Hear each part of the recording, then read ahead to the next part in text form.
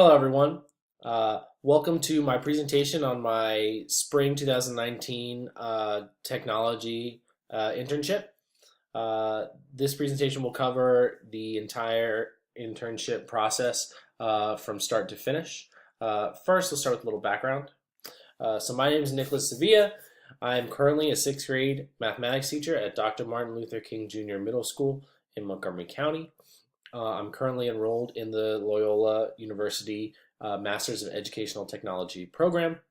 And for our spring semester, we had to implement a technology initiative at our school as an internship component to our master's program. For my internship, I wanted to offer my staff the opportunity to learn about various technology tools and assist them with implementation within their classroom. Especially this year, our school has been driven with an initiative to incorporate blended learning into instruction so that teachers are able to best differentiate to the needs of their students, provide individualized learning opportunities for their students, and as well as provide as many resources as possible for students to access the curriculum at their level. So for my internship, I wanted to design professional development sessions that would allow teachers opportunities to interact, learn about, and practice with the tools before trying to implement them in their classrooms. Participation in the professional development sessions were not mandatory, but I did receive approval from my assistant principal and principal to continue on with the internship and go through the process this semester. Prior to implementation of my professional development sessions, I wanted to provide the staff an opportunity to give me some feedback before even starting any of the learning process. I wanted to get a better grasp of what my staff wanted to get out of my technology tool professional development sessions and how they would prefer to receive the information. So, about 2 weeks prior to my anticipated start date, I sent out a survey to the entire staff. I wanted to ask them a couple questions. One was just their general interest level in the professional development sessions. Would they participate? To get a feel about how many people I would be interacting with through the sessions. My next question focused on whether they wanted synchronous sessions, and for me that meant either after school or being available during one of my planning sessions, a couple times a week, or if they wanted asynchronous sessions where they would be able to access the information from a Google Classroom site and work on the videos, the assessments, and the assignments on their own time independently.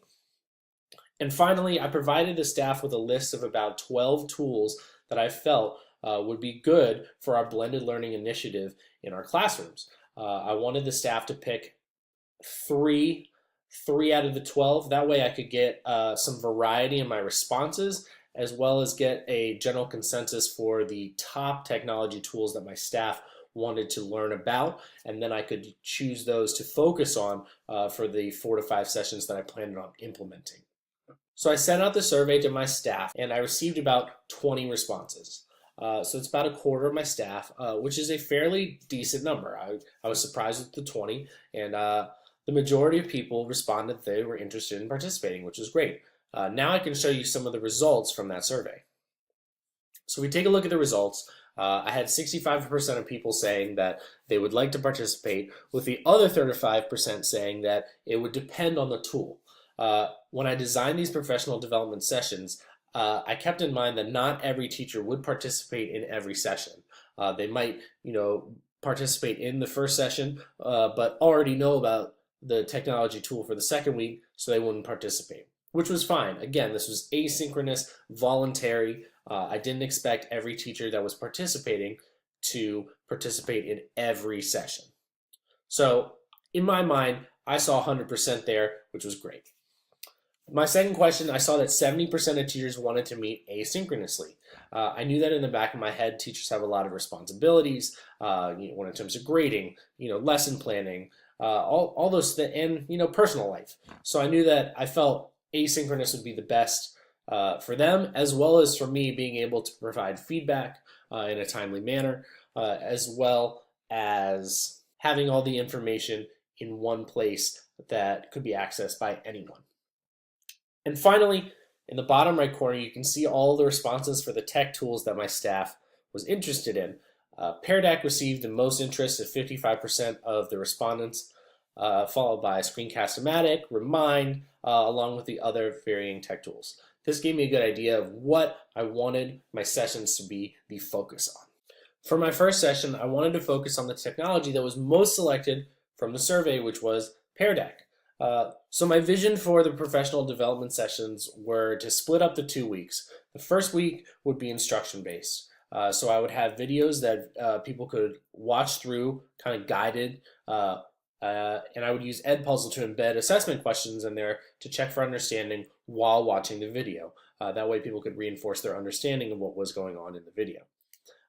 After watching the videos, there would be some sort of prompt with a practice assignment where the participants could work with the tool on their own time and then submit like a practice artifact to me for feedback. The assignment would have different criteria in terms of what I wanted to see. Were they using all the features of the technology tool in their artifact? I could provide them with feedback during that first week. After receiving the feedback, they could reflect, and then the second week of each session would be the participants taking that technology tool and integrating it into one of the lessons that they planned on teaching for that week. After implementing it with their class, being able to reflect on that, I would send them a reflection form, and it would have them respond to two things. One, how the implementation in their classroom went. Did they like it? Did they not like it? What could have gone better? Did it help with classroom management? Did it help with mastery of content? And the second thing I wanted them to reflect on was how was the instruction prior to implementation? So were the videos that I was creating effective? Could they be improved? Was the feedback I gave acceptable? If I needed to make changes to the instruction that I was providing my participants as well. So I had 13 people signed up to participate in the session the first time. After the first week had gone through, I have these videos here posted. I had only one of the participants complete the video along with the assessment component as well as the practice artifact submission. Even after the second week had still finished, I only had one participant completing all the assignments and had the implementation in their classroom. So I extended the first session a little bit longer than I wanted to because I knew that some of the participants, had extra responsibilities to do. So I extended the first session a little bit longer to give people more time to complete the videos, to complete the practice, and to implement to see if that would assist in them completing the assignment. As you can see from the first session, I had one person complete all of the assignments and then one person complete the reflection based on their implementation in the classroom. So going forward, I wasn't sure if teachers needed more time or were just unable to complete the sessions. However, the feedback that I received from the one participant was good. They indicated that the videos were informative and the assessments allowed for checking for understanding. The feedback provided from the practice activity was good and helped them with implementation, and that I shouldn't change anything. So, for the second session, I delayed the second session about a week because I still wanted to give participants more time. Maybe they just needed more time to get the activities done. But when I started the second session, we were focusing on Flipgrid. And again, based on the results from the first reflection, I didn't change my approach in terms of the videos or the assignments. I still created a video with questions embedded, and I still provided criteria for staff members to participate in a practice usage of the tool. That being said, if I had a similar turnout to the first session where only one person was participating in the activities, I knew that I was going to have to switch the focus of my internship, and I wanted to prepare myself for that just in case. So at the end of the week, the results were very similar. Just the one participant began and completed the session and completed the practice with the Flipgrid, uh, it became aware to, it became apparent to me that even though there were participants in the classroom, they weren't actively engaging in the session. Uh, so at the end of the week, I met with the lone participant who had completing all of the sessions, and I discussed moving from a kind of whole group instruction to more of a one-on-one coaching model. That way, I would be able to um, target the technology tools that they wanted to work with and give feedback more instantaneously. I'd be more flexible in terms of meeting with them one on one and kind of walking them through the process of the different tools that they wanted to learn about, and I could be of immediate assistance right there rather than continuing to go through the Google Classroom model that I had been doing so far. So after receiving low participation from the participants in the Google Classroom for the second week in a row, I met with my internship coordinator to discuss the possibility of switching from a whole group instruction to more of a one-on-one coaching model. I felt like my expertise would be better suited to help the participant who was active and engaged and wanted to continue to learn about different technology tools rather than focus on creating artifacts that were going unused. I received the okay from my internship coordinator, and my plan going forward was to meet with the individual participant 2 to 3 more times, with each session focusing on a different technology tool. So it was the same sort of setup where we would be focusing on different technology tools each session, but instead of in the whole group setting, it was more of a individual basis. This way, I could target the technology tools that the one participant wanted to focus on rather than creating tools that they weren't as interested in, and I still wouldn't have any participation from the whole group. Even though I switched the focus of my internship midway through, I still think that what I was doing with the whole group sessions could be viable in my school. And it would be something that I would like to try to implement in the future. Whenever I talked with the staff members in person, they said that the professional development would be something that they would be interested in. However, they either didn't have the time or, for some reason they weren't able to do it. I feel that if I worked collaboratively with my administration as well as the professional development teacher at my school, we could create a plan where there are opportunities within our current professional development learning at school for the technology tools to be integrated in there. Especially since our school has been discussing blended learning at length this school year, I think it would be a significant extra component for the opportunity to participate with these different technology tools. So something like once a month, we have a different technology tool focus professional development session where me and the professional development teacher could lead an instructional session where teachers kind of go through guided practice. They create a practice artifact. That way they get that feedback immediately rather than having the asynchronous sessions where there's less accountability on them. I still think it would be something that I would look to try to implement at my school in the future. So for the one-on-one coaching sessions, we were able to meet 2 times before the conclusion of the internship. For our first one-on-one session, our focus was Go Guardian. The participant mentioned how she had an 8th grade class who was struggling to maintain focus when using technology and how they like to steer away from the assignment and stay off task. I introduced her to Go Guardian, which she was unfamiliar with, and we used the session together to import her Google Classroom into Go Guardian. We went through the different viewing features as well as creating scenes for her class that she would implement the following week. After implementation, she told me that her class was caught completely off guard because they viewed her as someone who was not as capable with technology. So it caught them by surprise, and she was able to monitor and better take control of the classroom management through Go Guardian, as well as help get students back on task after you know, veering away from being on task. So the first coaching session I feel was a success, and she plans to continue to use GoGuardian in her classroom instruction. For our second session, the participant said that she wanted to learn about Edpuzzle because Edpuzzle was new to her when she was participating in the whole group sessions, and I was providing my instruction through Edpuzzle with the assessment check-ins.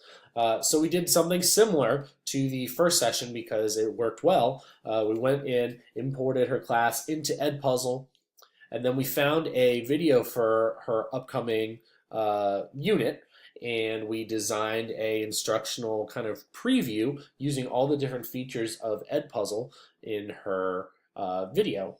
That way it would allow her students to preview the content as well as check for understanding and any modifications that she wanted to integrate into a video that already existed. Due to the timing of this coaching session near the end of the internship, I was unable to get the results of how well the Edpuzzle worked with her classes.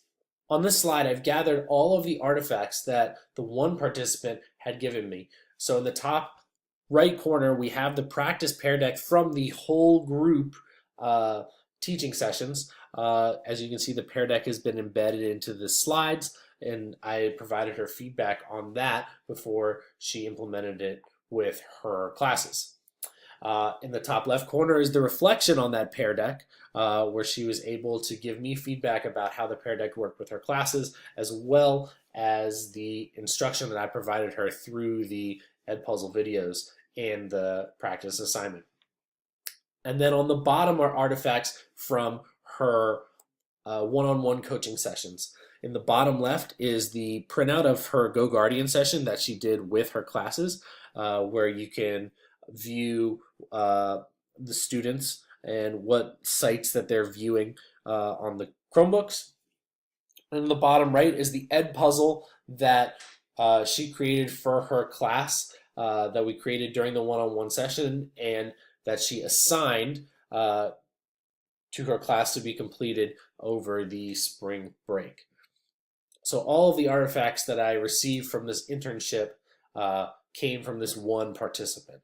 So she was my lone source of artifacts, the only person that really participated in the internship. So overall, I think that the internship had its successes and its failures. Obviously, the turnout for the whole group sessions did not go as well as I had hoped. I had initial interest from my staff, but they weren't able to participate for various reasons, or lack of incentive, or just I didn't get the turnout that I wanted to in the whole group sessions. However, when I switched my focus to the one-on-one coaching sessions, I feel as if that was incredibly effective, not only for me to get one-on-one coaching experience and kind of walk through the learning process with somebody, but it also helped the participant become familiar with new technology tools and have the confidence to implement those tools within their classroom. So in terms of the whole group, I feel that wasn't as successful, but when I switched my focus to the one-on-one coaching, it was definitely a success. In terms of looking towards the future, I still think that the professional development that I was offering at the beginning would be beneficial to my staff at my school. Again, with our blended learning initiative, we want to give our staff the most resources to be able to incorporate that blended learning into the classroom. And with more technology tool knowledge, the more adept and flexible teachers can be with their assignments and the ongoings in their classroom. I feel that if I was able to have more administrative support or work collaboratively with the professional development teacher, I would be able to kind of integrate these sessions into either a mandatory participation, once a month after school, or integrating them into our current weekly professional development sessions. That way, all staff would have the opportunity to participate in these sessions without going outside their regular duties and responsibilities. And it would also hold them more accountable for participating in the different activities and instruction. So I think in the future, maybe in the upcoming school year, this would be something that I could look into with my administration and my professional development teacher on my staff. This concludes my internship presentation. Thank you so much for watching. Please send all feedback to the email address that's listed below. That's nmsevilla@loyola.edu. Again, thank you so much for watching and have a great rest of your day.